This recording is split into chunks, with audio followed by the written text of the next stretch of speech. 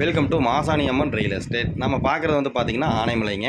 பொள்ளாச்சியிலிருந்து ஆனைமலை வரக்கூடிய ரோடு மாசாணி அம்மன் கோவிலிருந்து ரொம்ப நியரஸ்ட்டாக அமைஞ்சிருக்கிற ஒரு 40 சென்ட் தான் நம்ம பார்க்குறோமுங்க. அது வந்து பார்த்திங்கன்னா பக்கத்தில் ஒரு அப்ரூவ்டு சைட்டுக்கு மத்தியில் அமைஞ்சிருக்கிற 40 சென்ட்டுங்க.